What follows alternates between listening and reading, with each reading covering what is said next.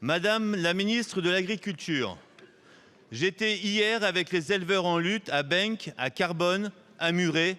Nous ne nous sommes pas croisés. Pourtant, vous étiez dans mon département, la Haute-Garonne. Vous nous avez convoqués à la préfecture et il y avait une forte attente. Vous êtes venus, vous avez vu, mais vous n'avez pas convaincu. Je le regrette vivement, ce fut un rendez-vous manqué. Manqué aussi bien sur la forme que le fond. Vous n'avez pas su trouver les mots, la chaleur du propos.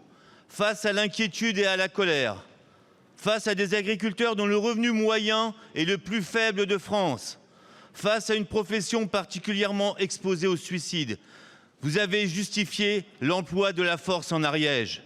Vous avez maintenu votre stratégie d'abattage systématique et totale. L'anéantissement du travail, de la vie, du patrimoine de plusieurs générations. Vos paroles, Madame la Ministre, n'ont ni rassuré ni apaisé. Pourtant, dès le 25 juillet 2025, nous avions alerté dès les premiers cas avec mon groupe La France Insoumise et proposé une politique sanitaire alternative. Vous n'avez pas écouté. Nous sollicitons de nouveau un rendez-vous, un débat et un vote au Parlement.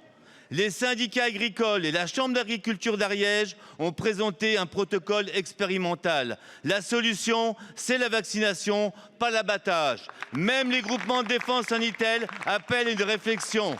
Tant que vous céderez aux intérêts de l'agro-business et de ce modèle uniquement tourné vers la compétitivité internationale, vous continuerez de déclencher des crises.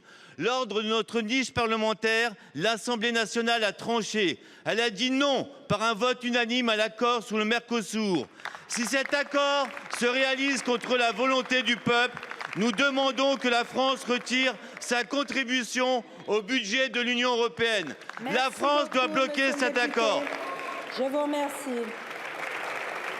La parole est à Madame Annie Genevard, ministre de l'Agriculture. Merci Madame la Présidente, Mesdames et Messieurs les députés, Monsieur le député Christophe Bex. J'étais en effet à la même réunion que vous. Je ne vous ai pas entendu. Alors peut-être que mes mots ne vous plaisaient pas, mais vous, je ne vous ai pas entendu. Je ne vous ai pas entendu vous exprimer pour les agriculteurs, pour les éleveurs touchés par la maladie. Voilà, vous préférez les propos d'estrade. J'étais hier en Occitanie, en Haute-Garonne, parce que la situation est grave et il y a un grand émoi dans la population depuis l'arrivée de la dermatose nodulaire contagieuse bovine. C'est une grande région d'élevage et évidemment l'émoi est immense chez les éleveurs qui craignent à juste titre, qui redoutent à juste titre l'arrivée de cette maladie qui a concerné 4 foyers. J'excepte les Pyrénées-Orientales où la maladie est arrivée dès le 15 octobre et où elle est aujourd'hui gérée. Donc, monsieur le député, je suis venue hier en Haute-Garonne à un moment tout à fait particulier. Je l'avais fait dans les Savoies, je l'avais fait dans le massif du Jura. C'est le moment où nous engageons une démarche capitale qui est celle de la vaccination. La vaccination, mesdames et messieurs, c'est un chemin d'espoir pour les éleveurs qui vont ainsi pouvoir protéger leurs élevages.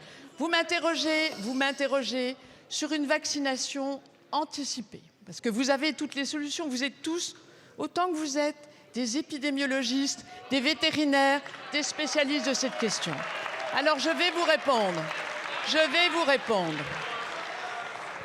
La vaccination s'est concentrée sur les secteurs qui étaient infectés par la maladie et c'est bien ainsi qu'il faut procéder. Madame la ministre, je crois que vous aurez l'occasion à de très nombreuses reprises de pouvoir compléter votre propos.